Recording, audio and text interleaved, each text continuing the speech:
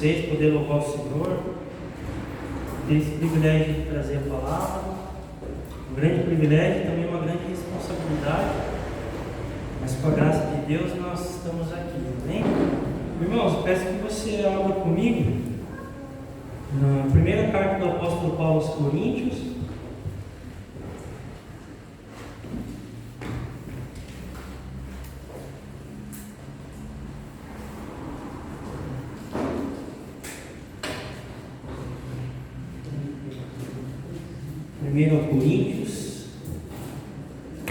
capítulo 1 mesmo,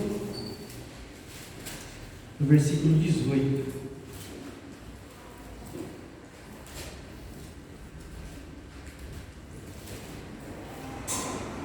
Todo mundo achou? Que diz assim: pois a mensagem da cruz é loucura para os que estão sendo destruídos, porém para nós que estamos sendo salvos é o poder de Deus. Agora você vai lá no capítulo 2.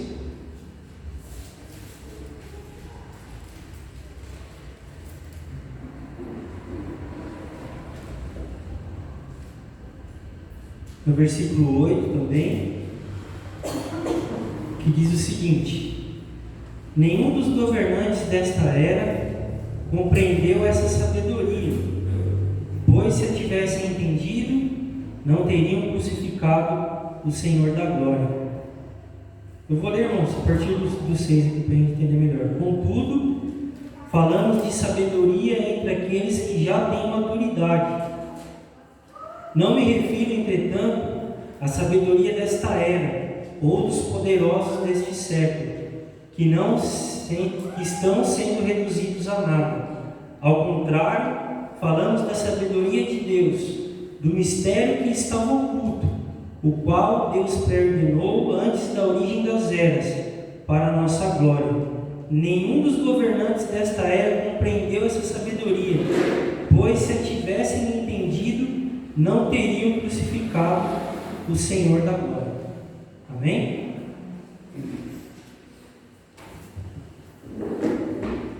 Primeiramente, irmãos, eu queria me atentar para o primeiro versículo que nós lemos de 1,18, pois a mensagem da cruz é loucura para os que estão sendo destruídos, porém para nós que estamos sendo salvos é o poder de Deus. A gente vive num mundo, irmãos, que não sei se vocês têm essa mesma visão, mas quando eu acho que já vi de tudo, sempre tem coisa nova para a gente ver. E o mundo está de pernas para o ar, de ponta cabeça, uma verdadeira loucura.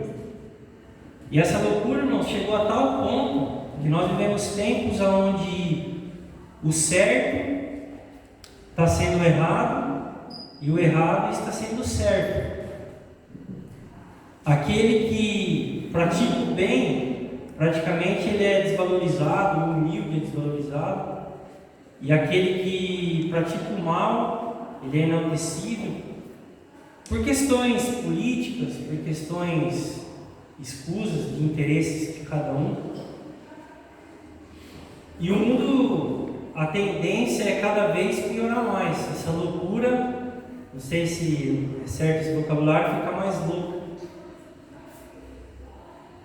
Mas no tempo de Jesus, havia muita loucura também, tanto no meio político quanto no meio religioso, por poder, por ganância, por interesses escusos, por interesses próprios. Os homens faziam loucuras e fazem até hoje. Eles se vendiam, eles buscavam se autopromover os seus próprios interesses. E diante de toda essa loucura que eles viviam naquele tempo, eles esperavam um homem, um Messias, um prometido, que restauraria todas as coisas. O povo de Israel ali, os judeus, eles esperavam o Messias, o Salvador, a semente de Davi, aquele qual os profetas falavam, aquele qual o próprio Moisés dizia: olha, virá um assim como eu, a ele vocês vão ouvir. E diante de toda aquela loucura que eles viviam, de toda aquela distorção de valores, o povo esperava a salvação, o povo esperava mudança, o povo esperava uma boa notícia, algo novo. E como nós lemos aqui, o Evangelho, que é a boa notícia, é loucura, era loucura naquele tempo. Mas eles esperavam no Messias como um grande rei, como um rei que viria com muito poder, com muita glória, e humanamente falando, colocaria todos os outros reis aos seus pés. Eles imaginavam que Jesus, o Messias, que eles não sabiam ainda que se chamaria Jesus, seria um homem que dominaria todos os reinos da terra, que colocaria os outros reis debaixo dos pés do povo, e eles dominariam sobre todas as outras nações. Eu imagino que eles esperavam muito por esse tempo, principalmente os líderes religiosos, aonde eles submeteriam os outros povos, aonde talvez ali eles pagariam o mal com o mal. Olha, vocês nos escravizaram, os romanos, vocês nos oprimem cobrando altos impostos, nos fazendo reféns, mas quando o nosso Messias chegar, vocês vão pagar. Eu acredito que eles tinham esse sentimento. Eles esperavam o Messias, um rei poderoso, na ótica humana, um rei que que dominasse sobre todas as nações, que subjugasse todas as outras nações, que todos os outros reis viessem rastejando aos seus pés, pedindo clemência.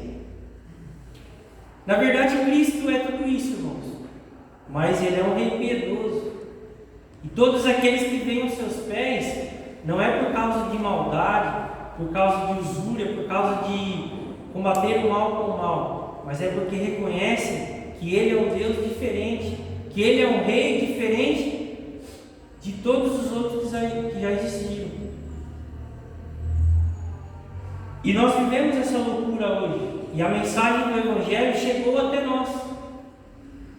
E naquele tempo, irmãos, quando Jesus ele nasceu, a loucura já começou ali, no sentido bom da palavra, porque aquele rei que eles esperavam, veio de Deus, escolheu ali uma mulher, de família humilde, um homem para desposá-lo, e ali pelo poder do Espírito, por um milagre de Deus, sem ter relações íntimas, Maria engravida e nasce Jesus.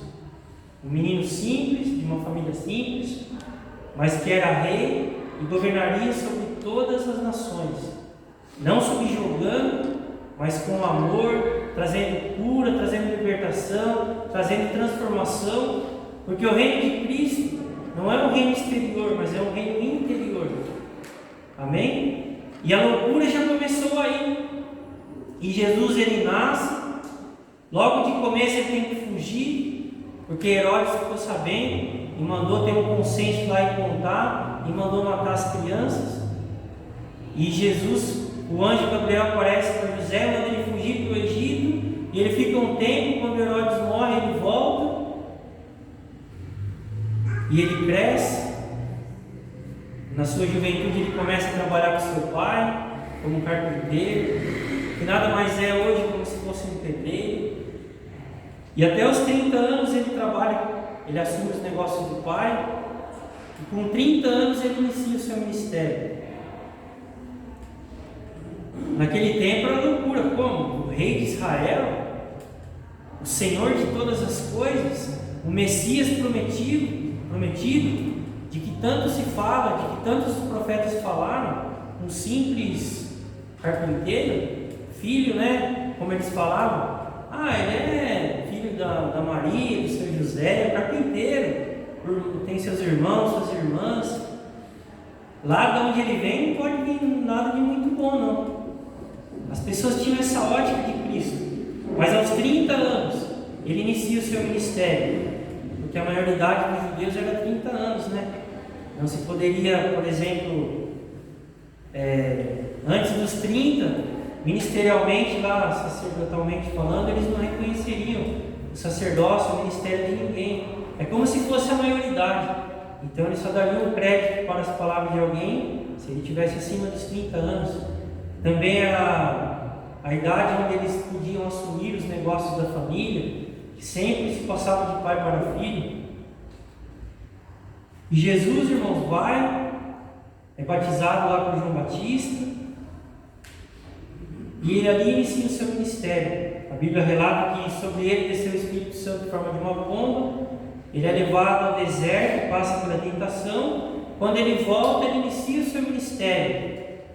E o ministério de Cristo, irmãos, nada mais é do que anunciar as boas novas, as boas notícias do reino de Deus. E essas boas notícias nada mais é do que Ele próprio, porque Ele é a palavra que se encarnou, Ele é a própria palavra que andava no meio do povo. E ali ele inicia o seu ministério, trazendo a mensagem de Deus. Ele mesmo dizia: a minha comida e a minha bebida é fazer a vontade do meu Pai. E a vontade de Deus era o que, irmãos? Trazer o reino de Deus, estabelecer o reino de Deus aqui no meio dos homens, restaurar aquilo que foi se perdido lá no Éden. Quando Deus deu aquela ordem a Adão: Adão, você vai cuidar do jardim, você vai dar o nome aos animais. Ele não tinha nem muito trabalho, irmãos, ele só cuidava. A própria terra cuidava de se encarregar dela mesma, ele nem precisava cultivar ainda, antes dele pecar. Ele só tinha que fazer uma coisa: ó Adão, come de tudo que você quiser, só não vai comer da árvore do conhecimento do bem e do mal. Aí vem a serpente, Satanás em forma de serpente, ilude a Eva ilude Adão, e ele come o fruto. Ela come e ela come também. E Deus vem, Deus sabia, né? Adão, cadê você? O que aconteceu? Deus sabia. E ele escondido, com medo: ah, Senhor, a mulher que o Senhor me deu. E a Eva o quê? Não, ela foi a serpente.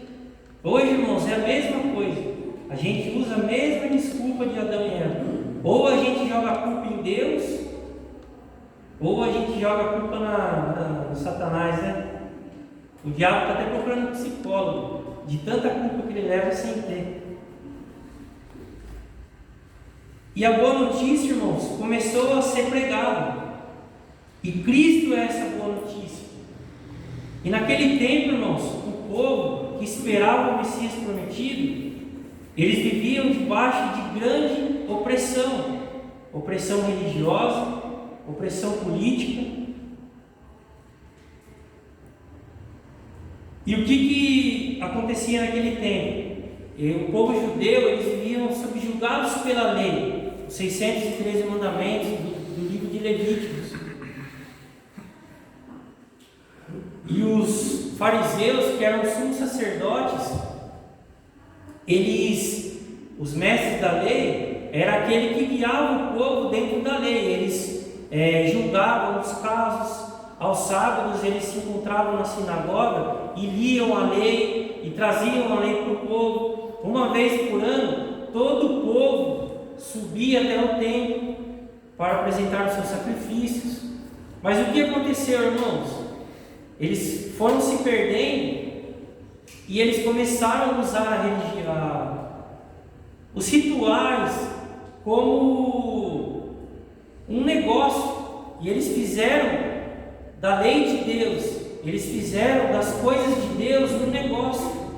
Então eles vendiam orações. Como assim, Tiago? Naquele tempo, irmãos, Jesus ele disse: olha, vocês entram na casa das viúvas, devoram a casa delas e, para se justificar, fazem longas orações.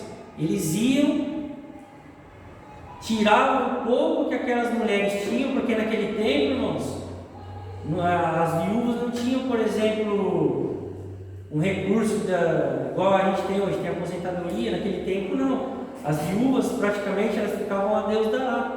Então a própria lei, por exemplo, dizia que quando eles tinham a colheita, tudo que caía no chão, e algumas coisas eles não podiam colher nem pegar o que caía no chão, eles tinham que deixar para os órfãos, para as viúvas e para os estrangeiros, para eles se alimentar, porque eles não tinham ajuda de ninguém, eles não tinham subsídio. E a perversidade era tanta que esses homens, eles consumiam a casa dessas mulheres que pouco tinham. Eles começaram a perverter a lei de Deus por interesse próprio. E para não piorar ainda mais, eles começavam a subjugar o povo. E eles começaram a viver não pela justiça de Deus, mas pela própria justiça. Ou seja, eles se auto-justificavam diante de Deus por aquilo que supostamente eles faziam como obra de Deus. Lembram da oração do fariseu? Ele foi ao templo orar junto com o publicano. E a oração dele era qual? Senhor, obrigado porque eu não sou igual a esse homem. Olha, eu dou dízimo de tudo que eu ganho, eu jejuo 2 vezes por semana. Autojustificação. Então, irmãos, era uma perversidade total religiosa naquele tempo. Eles usavam a palavra de Deus por meios escusos para interesse próprio, e o povo vivia debaixo desse regime. Jesus dizia: olha, vocês atam fardos pesados nas costas das pessoas, mas com um dedo não ajudam a carregar. Por outro lado também, eles viviam sob uma pressão política.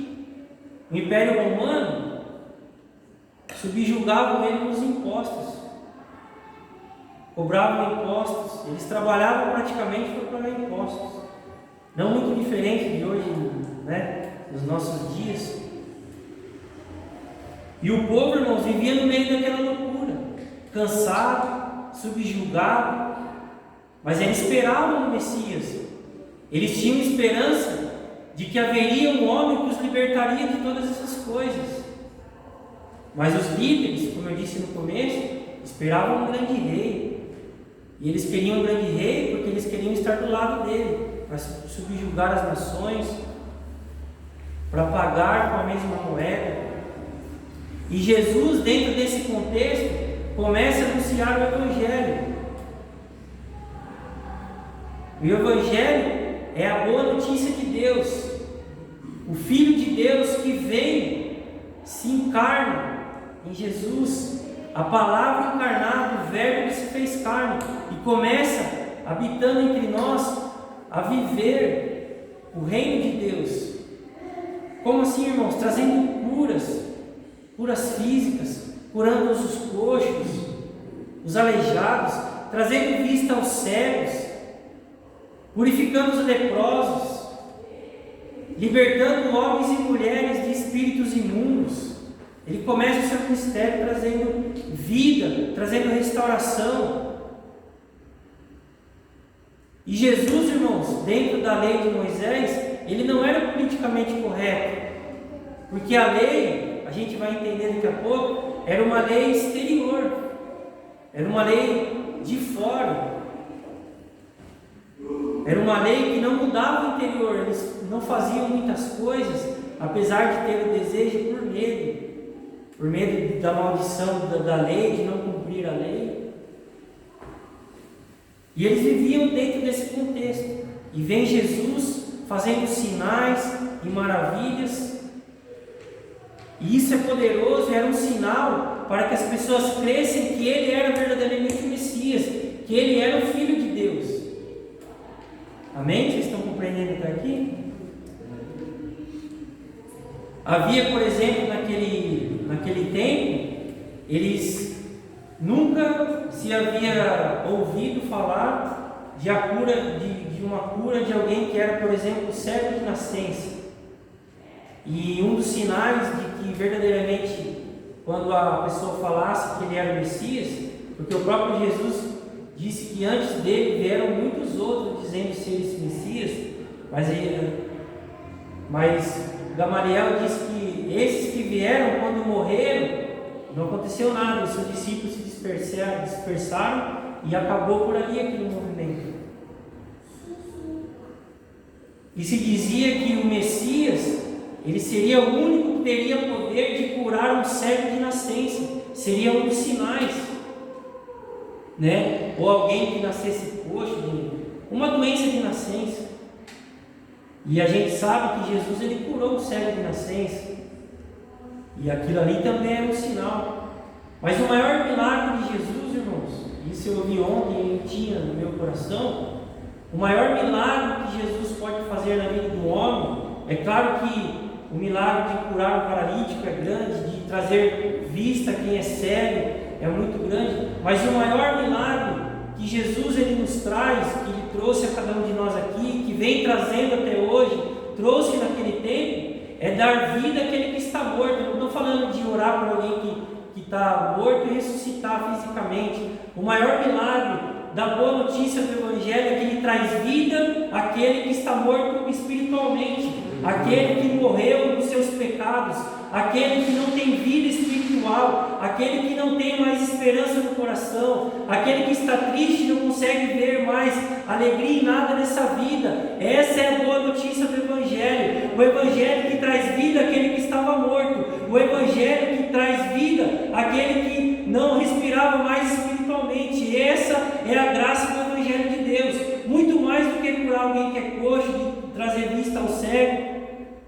É trazer vista ao cego do coração, daqueles que estão com o coração cegado pelas riquezas, pelas mentiras, pelas ganâncias dessa vida, da corrupção desta carne, que é corrupta.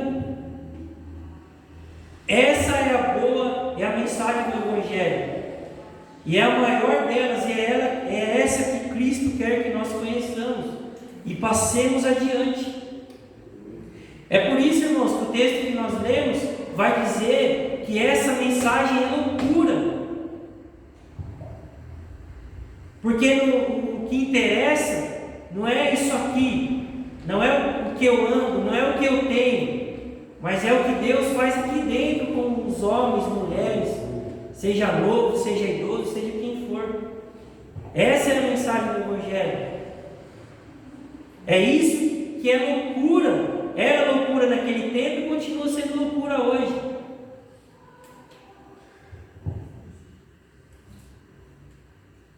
Mas para nós que entendemos, como nós lemos aqui, isto é poder de Deus, é maravilhoso, irmãos.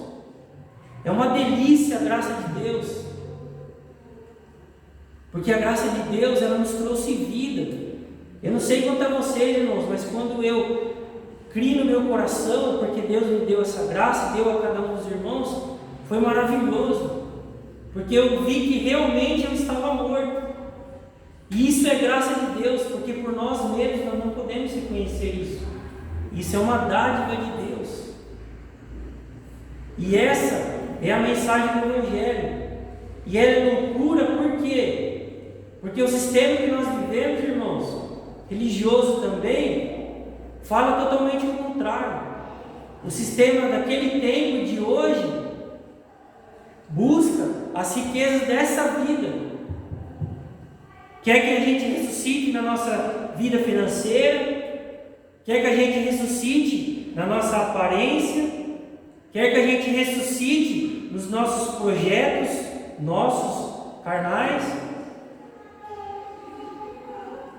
Mas o que realmente Deus quer trazer vida é o homem e mulher que estava morto dentro do nosso coração, para que o nosso eu de nós mesmos possa morrer, para que o eu de Cristo possa viver em nós.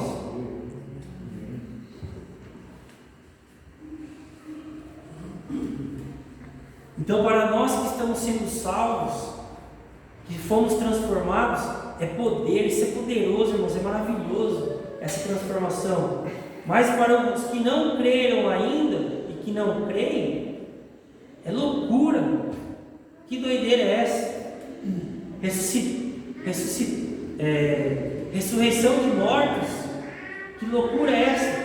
Paulo em Atenas, quando pregava, viu ali altares a outros deuses. Irmãos, eu vejo ele falando o quanto vocês são zelosos pelos seus deuses, e não deixei de notar ali um altar ao Deus desconhecido, e é desse Deus que eu vos falo agora, o Deus que não é servido por mãos humanas, como se precisasse, mas é Ele mesmo que dá a voz, o respirar, o ar dos pulmões, e esse Deus enviou o seu Filho Jesus, o Messias prometido, o qual nos ensinou, amou, curou, foi um exemplo de amor a Deus, de amor às pessoas, a ponto de se entregar numa cruz e morrer pelos nossos pecados. Mas esse mesmo, a saber, Jesus, o qual morreu ao terceiro dia, ressuscitou dos mortos.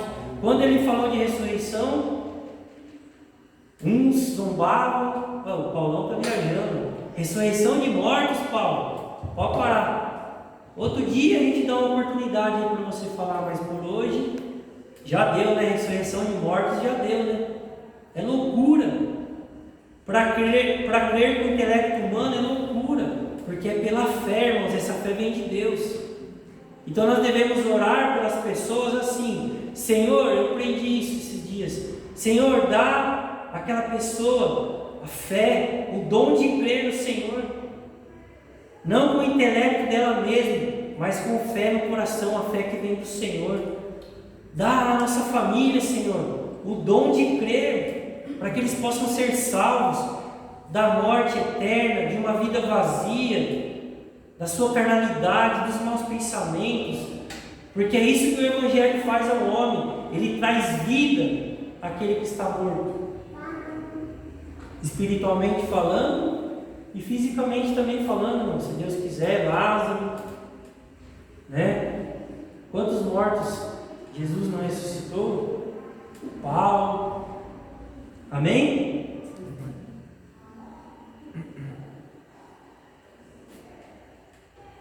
Então não se crê com o intelecto humano, não podemos fazer força para crer por si próprios, é um dom de Deus. E Deus é um Deus de graça, Deus é um Deus que derrama dons sobre os homens. Devemos sim orar por aqueles que não creem, por aqueles que acham que é loucura. E devemos sim pregar essa mensagem que é loucura, por mais que nos chamem de loucos. João Batista foi chamado de louco. João Batista é doido, aquele cara é doido. Ele vai para o deserto, ele se veste de pele de camelo, ele come mel, gafanhoto, doidão. Porque, irmãos, as coisas de Deus, para a sabedoria deste século, é loucura mesmo. É doideira total. Como o pastor Ricardo fala, o pastor José fala, andar com Deus é loucura. Não que Deus seja louco, lunático, não é isso. É porque é loucura, porque Deus, ele não se encaixa Deus numa caixinha. Não, Deus não pode ser dessa caixinha. Deus é loucura. Deus, ele manda profeta profetizar pelado. No Antigo Testamento tem isso, se você quiser ver. Que loucura! Deus, ele é Deus que faz assim. Deus manda um ficar deitado para um lado, não sei quantos dias, agora vira para o outro. Manda um casar com a prostituta, como o pastor Ricardo falou. Você vai ser a mensagem. Imagine o Zé, oh Deus, poxa. Mas ele fez. Loucura. Deus usa um cara, irmãos, que era covarde. Fez 2 testes para ver se era ele mesmo. Senhor, molha o botãozinho aqui. Aí Deus molhou. Senhor, hoje não molha não. Deus, covardão. E Deus usou ele. Deus, ele é loucura. Deus, ele manda Jonas e a Nínive. Jonas, irmãos, queria que Nínive se explodisse toda, porque eles eram o povo inimigo de Israel. Aí ele tenta fugir. O que Deus faz? Manda o peixe lá, engole ele e vai vomitar ele aonde? Lá em Nínive lá. Não é loucura isso? Porque as coisas de Deus são loucura. E Deus escolheu proclamar a sua salvação numa loucura total. Cristo crucificado. É Cristo crucificado, irmãos. O Evangelho é isso. Não tem enfeite. Não tem nada que nós acrescentamos. É Cristo crucificado. O carcereiro pergunta para Paulo: Paulo, o que eu tenho que fazer para ser salvo? Creia no Senhor Jesus e será salvo tu e tua casa. É claro, irmãos, que depois da conversão, o Espírito, ele guia a pessoa, porque a lei hoje não está mais aqui. A lei hoje, ela é escrita nas tábuas do nosso coração. Ela não está escrita mais numa tábua de pedra. Ela está escrita aqui, ó. É a lei do Espírito, é a lei do amor, é a lei da graça de Deus. Se amar-vos uns aos outros, se você amar o seu semelhante, você cumpre toda a lei. Você ama a Deus sobre todas as coisas, e você ama o próximo como a ti mesmo, você cumpre toda a lei. Amém? E a lei de Deus, irmãos, a lei do Evangelho é diferente da lei que o mundo quer impor.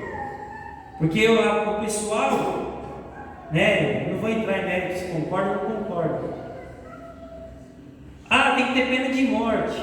A pena de morte, irmãos, pode até diminuir o número das coisas ruins que estão fazendo, mas a pena de morte não muda ninguém.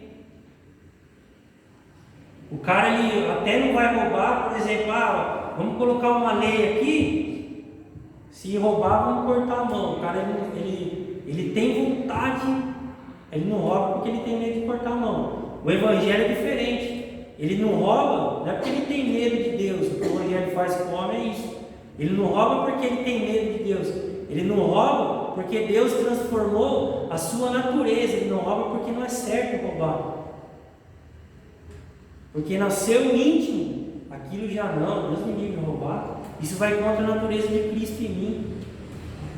E matar para Jesus não é pegar um revólver e dar um tiro em alguém. Eu até brinquei eu não sei de quem eu brinquei esses dias. Eu até falei assim, tem gente que dá vontade de dar um murro, né, irmãos? É verdade, né? Mas nós não dá, né? Falar, de fechar a mão e dar um murro na cara, não, mas no coração, quantos murros eu já dei nas pessoas? Um monte, irmãos.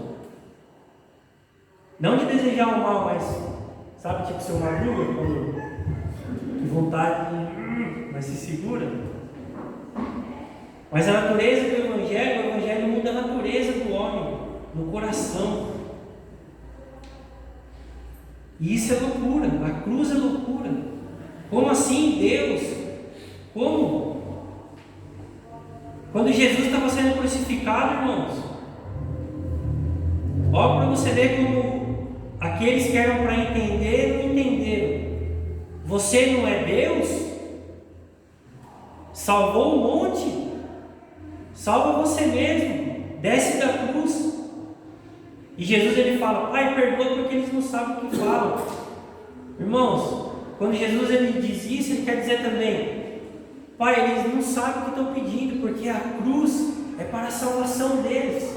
Se eu desço daqui, eles estão perdidos, porque a cruz é a mensagem da salvação. Ele morreu na cruz para nos salvar. E os homens, na loucura dos seus próprios pensamentos, desce daí então. Você não é Deus? A gente escuta isso às vezes, sabe, irmãos, quando você está passando por uma luta. Cadê o seu Deus? Seu Deus não é um Deusão? Por que você está passando por isso? Isso não tem nada a ver, irmãos. Isso não enaltece a Deus e diminui a Deus. Porque a maior riqueza que nós temos é Ele mesmo, que foi crucificado, mas ressuscitou ao terceiro dia. Amém? E como nós lemos aqui no 2:8, essa loucura é sabedoria também, mas não sabedoria dessa era, a sabedoria dos poderosos deste século, que a Bíblia diz aqui que estão sendo reduzidos a nada.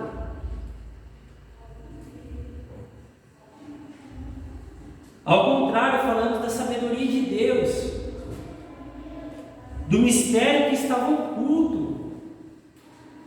E Jesus disse, Pai, louvado seja o Senhor,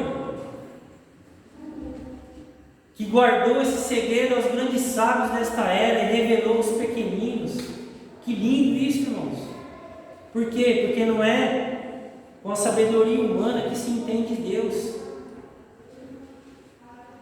mas é com fé no coração, uma fé genuína, uma fé salvadora, uma fé que nos transforma à imagem e semelhança de Jesus. E no 8 Jesus diz, nenhum dos governantes desta era compreendeu essa sabedoria, pois se tivessem entendido, não teriam crucificado o Senhor da glória. Se Jesus viesse hoje, irmãos,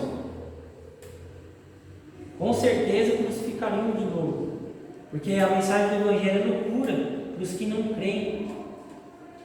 Eu até brinco com alguns amigos, as pessoas creem em tanta coisa louca, eu escuto tanta loucura, e não creem no Evangelho, porque é loucura, porque não se entende com a própria cabeça.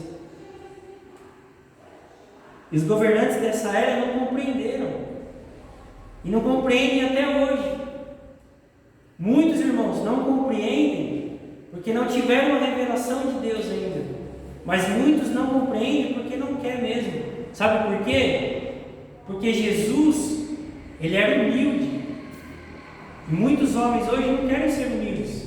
Eles gostam de ser soberbos, eles gostam de estar por cima, eles gostam de ostentar mais do que os outros, eles gostam de aparentar mais do que os outros, eles gostam mais de ter do que os outros, e eles não querem porque não querem mesmo. Muitos até compreendem, mas não querem. Os fariseus, irmão, Jesus disse: vocês não creem e não deixam as pessoas crerem. Vocês são duros. Agora fugiu a palavra. Tem um coração duro. Amém? Não queriam mesmo. Esse negócio de humildade, isso aí não dá lucro. Esse negócio de servir, eu não vou me rebaixar. Conheço um monte de gente assim, irmão, se vangloria da sua própria grandeza. Mal sabem eles que não segura nenhuma dor de barriga. Se der uma caganeira, se não sair bom. É verdade, mas né? Um narizão empinado lá em cima, pisa nos mais humildes. Se der uma caganeira, se não correr pro banheiro, caga na calça. Para que tanta soberba assim? Deposita toda a sua confiança nas riquezas. E Paulo diz: fala para os ricos depositar a sua confiança. E ele diz lá bem assim ainda: na incerteza das riquezas, porque a riqueza é uma coisa incerta. Uma hora você tem, uma hora você não tem. O Ike Batista era o 8º homem mais rico do mundo. Um dia eu vi, ele falou que ele ia ser o primeiro. Fez um investimento errado lá, perdeu praticamente tudo, né? E os governantes não compreenderam. Jesus, irmãos, ele não é sistêmico. Jesus não é comunista, Jesus não é socialista, Jesus não é capitalista. O reino dele não é deste mundo. O reino dele é do céu. Ele disse para Pilatos: se eles fossem do meu reino, se meu reino fosse deste mundo, eles não estavam gritando para me crucificar, porque eles não tinham entendido ainda. E glória a Deus, porque nós entendemos. É loucura aos olhos do mundo? É loucura, irmãos. É normal. Já falaram que você é louco porque você fala com Deus? Fala sozinho no quarto? Porque para as pessoas a gente está sozinho, né? Quando as pessoas veem a gente passando uma luta, isso é doideira. O cara está acreditando num ser invisível, mas a gente sabe que ele é real, a gente sabe que ele caminha conosco, porque para nós que cremos, é poder de Deus, é bom demais. Nós temos essa esperança.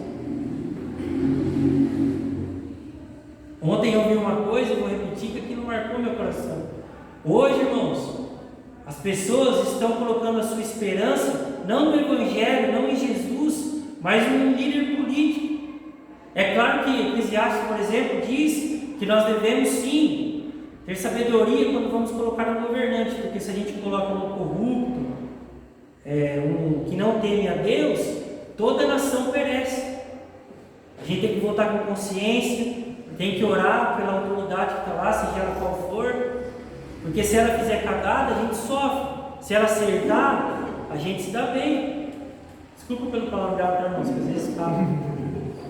A gente deve sim orar por eles, para que eles se arrependam. Mas hoje, irmãos, está cheio de crente gritando: Lula livre, Lula livre. Outros, pior ainda, mito, mito. Mas qual é o grito que nós devemos dar? Eu li isso ontem. Hosana, bendito é o que vem em nome do Senhor. É para Ele que nós devemos cantar, porque a nossa confiança tem que estar nele. Sabe o que quer dizer Hosana, irmãos? Aquele que é digno. Ele é digno. Ele é o único que é digno de eu me rastejar se for preciso. Como diz o pastor Ricardo, cadela de Jesus. Se for preciso, irmãos, é a Ele que eu vou me dobrar. É nele que eu vou colocar as minhas esperanças. É nele que eu deposito talvez o último fiozinho de força que eu tenho. É nele que eu me alegro. Porque o reino dos homens é um reino que vai passar. É um reino que uma hora entra um, daqui a pouco entra outro. Aí é um impeachment, aí é não sei o que lá. Mas o reino de Jesus, a Bíblia diz que é um reino inabalável. Nada o abala. É um reino que não tem fim. Mas é um reino que a gente tem que se diminuir para que ele possa crescer. Amém? É um reino aonde, como João Batista disse, nós não somos dignos nem de amarrar a sandália dos seus pés. E olha que lindo! Deus grande, perfeito, maravilhoso, e mesmo assim habita em nós. Ele habita em mim e habita em você. Quando nós cremos, Ele fez morada em nós. E Ele é conosco. Ele caminha conosco. E Jesus, irmãos, Ele é diferente de todos os outros líderes. Você já viu quando tem guerra? Os grandes generais das grandes patentes, os presidentes, ficam nas suas mesas confortáveis, né? Só ligando no radinho, manda um míssil lá, e os soldados morrendo por aqueles homens que muitas vezes são perversos, lutam por causas próprias. Já reparou? Os líderes que surgem fazem bater continência, humilham aqueles que não têm como se defender, pisam, matam de fome. Quantos governos no ano passaram?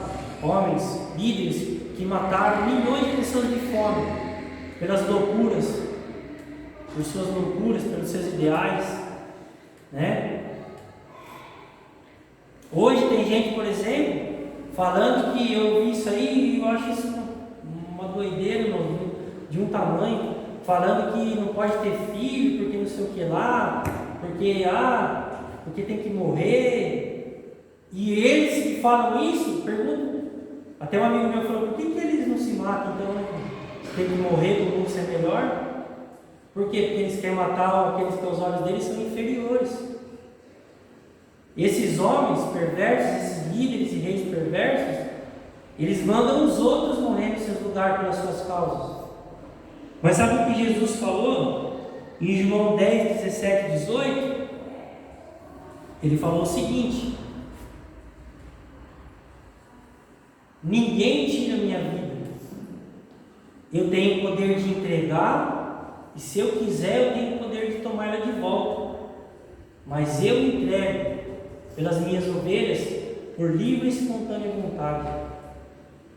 Os reis desse mundo, desta era, os governantes desta era, irmãos, pelos seus ideais eles matam. Pelos seus ideais, eles usam as minorias como massa de manobra. Ou a gente acha que os líderes dos movimentos estão preocupados? Preocupados com coisa nenhuma, eles estão atrás dos seus interesses, dos seus ideais.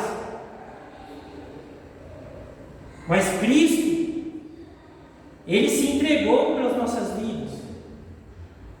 Ele se deu por nós. E foi por livre e espontânea vontade, irmãos. Ah, foram os judeus que mataram Jesus? Não foi.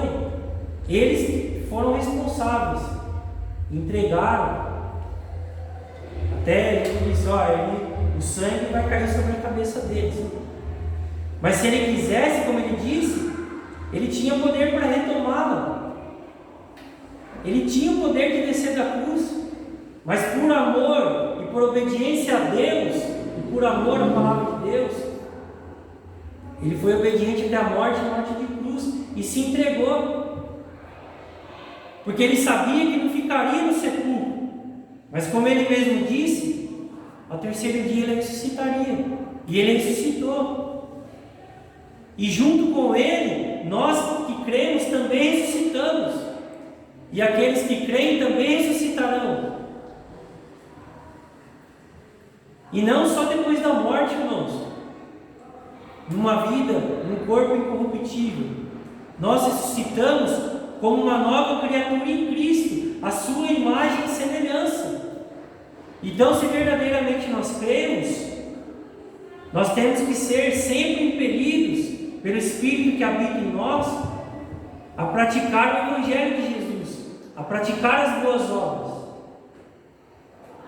Porque o fruto da salvação que há em Cristo Jesus são as boas obras, obras de vida, obras de amor, obras de caridade, obras de compaixão.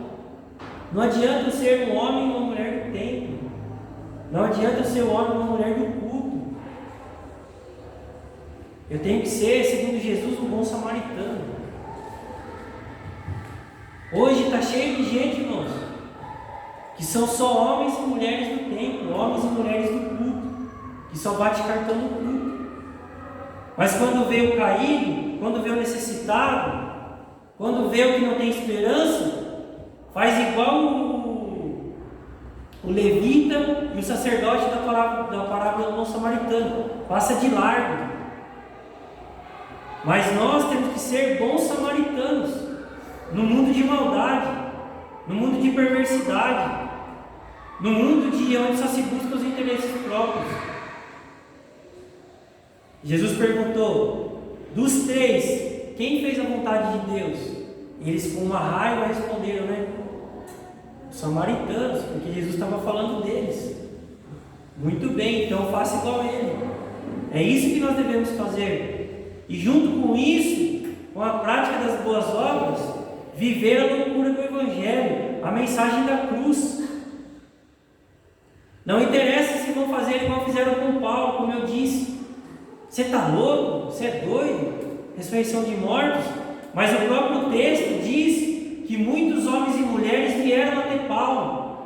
Paulo, fala um pouquinho mais para nós desse Jesus. E a Bíblia fala que eles creram. Para muitos ali, principalmente para os atenienses que buscavam a sabedoria humana, aquela mensagem foi uma mensagem louca, loucura, nada a ver. Mas para muitos ali foi poder de Deus, porque eles creram, porque Deus os salvou, porque Deus transformou a vida deles. A nossa responsabilidade, irmãos, é pregar e viver o Evangelho. A responsabilidade de convencer e acrescentar o corpo de Cristo é de Deus. Aí a gente muitas vezes faz o contrário. A gente toma a responsabilidade de Deus. A gente quer por nós mesmos enfiar goela abaixo das pessoas a nossa fé. E não é assim que funciona. Tem que ser com amor, tem que ser com jeito, com sabedoria. Amém? Porque na hora certa, como um peixe, Deus vai com o anzol e fisga ele. Porque é Ele, Jesus disse para Pedro: Pedro, agora você vai ser pescador de homens. Ou seja, você vai pregar o Evangelho, você vai jogar o anzol, mas quem vai fazer o peixe morder a isca sou eu. Nós pregamos o Evangelho, nós vivemos o Evangelho. É por isso, irmãos, que nós temos que ser testemunhos do Evangelho. É claro que mesmo diante de todas as nossas falhas, diante de todos os nossos erros, mas nós temos que viver o Evangelho. Porque o Evangelho é luz na escuridão. O Evangelho é vida aonde há morte. O Evangelho é o bom perfume de Cristo. Aonde tem carniça, aonde tem fedor, aonde tem mau cheiro, aonde o Evangelho chega, ele é bom perfume. E todo esse mau cheiro vai embora. Cheiro de pecado, cheiro de morte, porque o Evangelho ele traz vida. Lembra Lázaro? Tira a pedra, Senhor, cheira mal. Cheira nada, ele ressuscitou. Ele tem vida de novo, ele não está mais morto. Amém? E para finalizar, irmãos,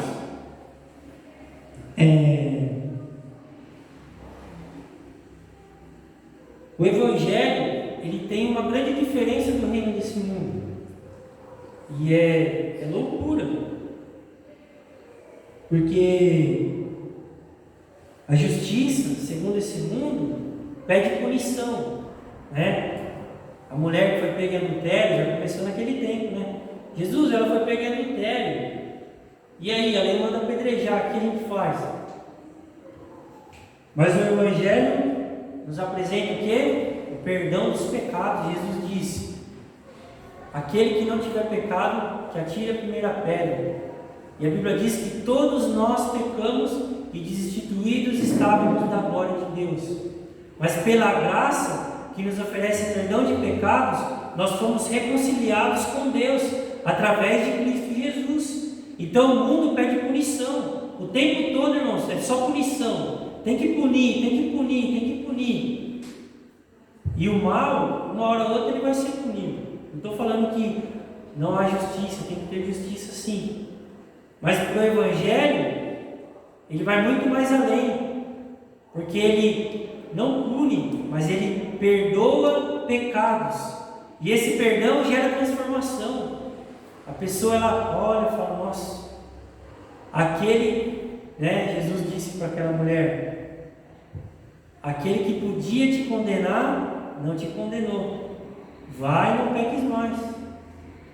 Não teve punição? Não teve. Mas Jesus alertou: vai e não peques mais.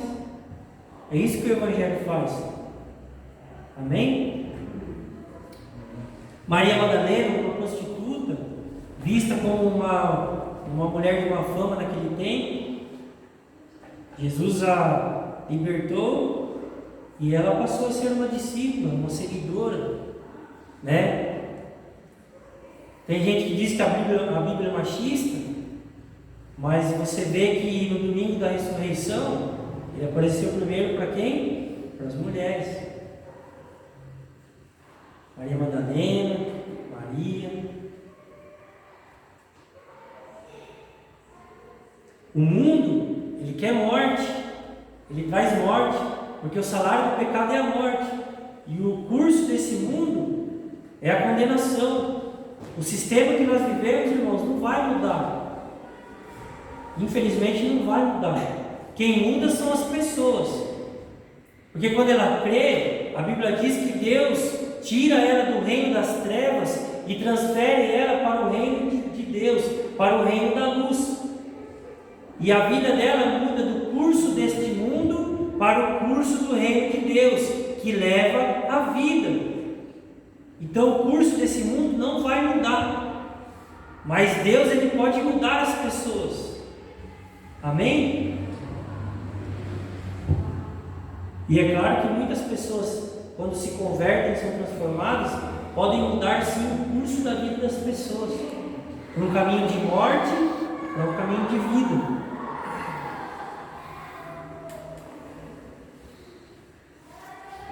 E o mundo, o sistema, qualquer um que seja, principalmente religioso, é um sistema que se alimenta de sinais físicos, que a gente pode ver com os olhos, né? E hoje, irmãos, a gente vê muito isso. Então parece que Deus só está aonde tem sinal que eu posso ver, aonde tem cura. E muitos homens perversos perceberam isso e usam isso para chamar as pessoas supostamente em nome de Jesus, né? Você vê as campanha dos milagres.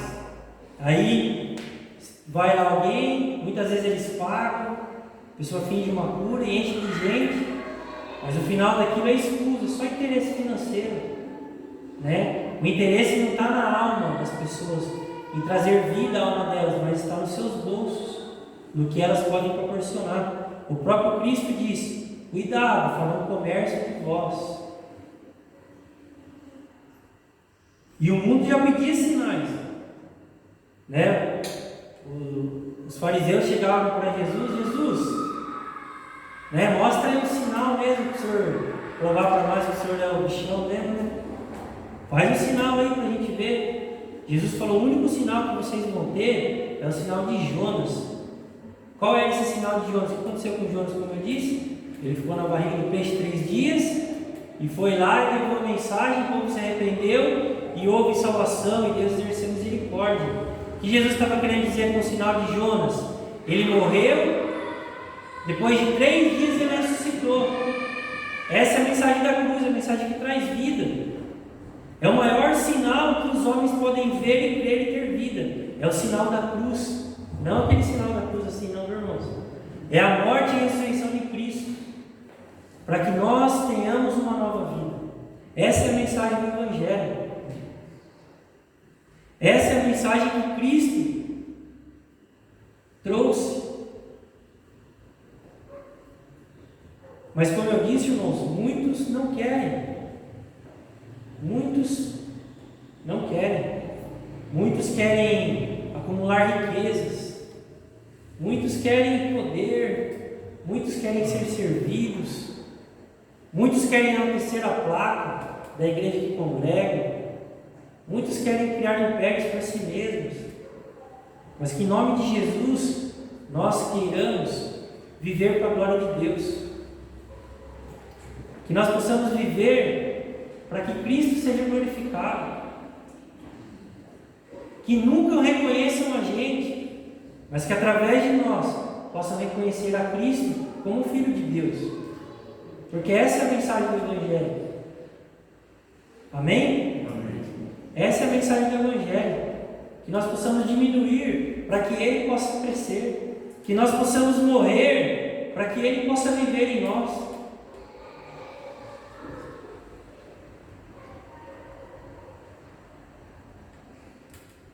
Amém?